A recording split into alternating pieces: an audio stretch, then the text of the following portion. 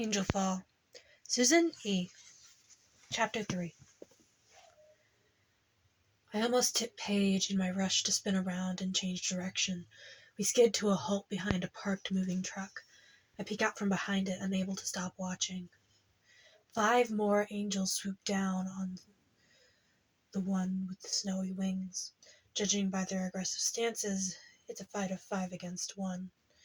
It's too dark to see any details on the landing angels, but one of them stands out. He's a giant, towering over the rest. There's something about the shape of his wings that strikes me as different. Their wings fold too fast when they land for me to take a good look, and I'm left wondering if there was actually anything different about that one. We hunker down and my muscles freeze, refusing to move from the relatively safety behind the truck's tire. So far, they don't seem to notice us. A light suddenly flickers and turns on above the crushed hybrid. The electricity has come back on, and the street lamp is one of the few that hasn't been broken. The lone pool of light looks overbright and eerie, highlighting contrasts more than illuminating. A few empty windows light up along a street wall, giving enough light to show me the angels a little better. They have different colored wings. The one who smashed into the car has snowy white wings. The giant has wings the color of night. The others are blue, green, burnt orange, and tiger striped. They're all shirtless, their muscled forms flexing with every movement. Like their wings, their skin tones vary. The snowy-winged angel that has crushed the car has light caramel skin. The night-winged one has skin as pale as an egg. The rest range from gold to dark brown. These angels look like the type to be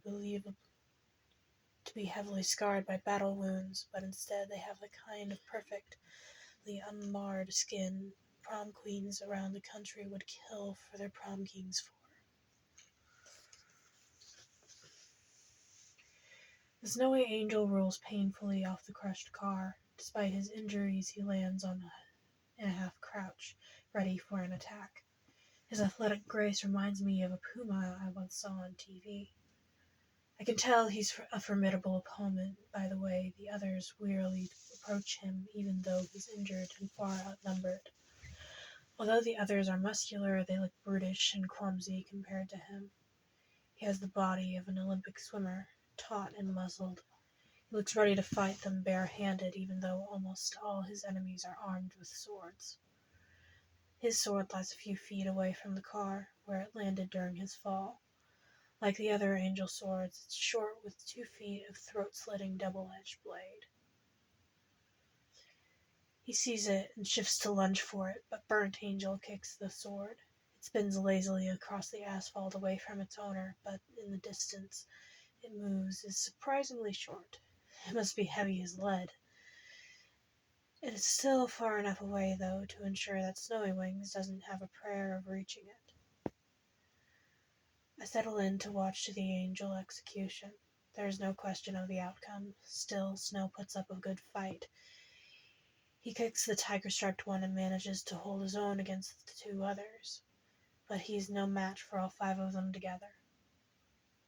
When 4 of them finally manage to pin him down on the ground, practically sitting on him, Night Giant walks up to him.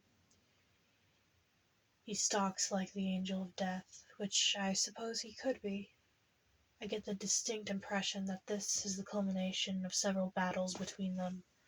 I sense history between them in the way they look at each other, in the way Night yanks at Snow's wings, spreading it out.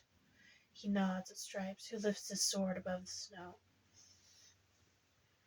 I want to close my eyes against the final blow, but I can't. My eyes stay glued open. You should have accepted our invitation when you had the chance, says Night, straining against the wing to hold it away from Snow's body.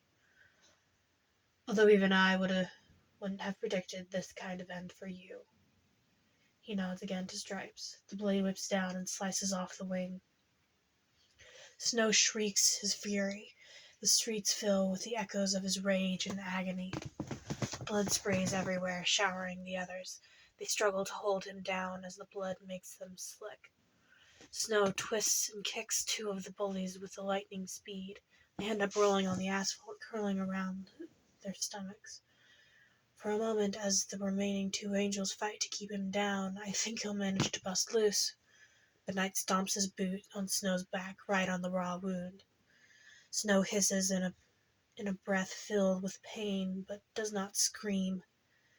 The others take the opportunity to slink back into position, holding him down. Knight drops the severed wing. It lands with the thud of a dead animal on the asphalt. Snow's expression is furious. He still has the fight in him, but it's draining fast along with his blood. Blood soaks his skin, mats his hair. Knight grabs the remaining wing and yanks it open. "If it was up to me, I'd let you go," says Knight. There's enough admiration in his voice to make me suspect he might mean it. But we all have our orders. Despite the admiration, he doesn't show any regret.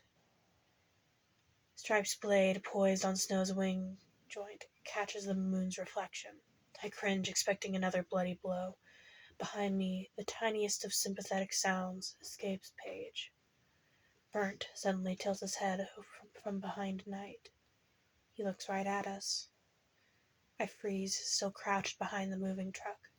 My heart skips a beat, then races triple time. Burnt gets up and walks away from the carnage, straight towards us.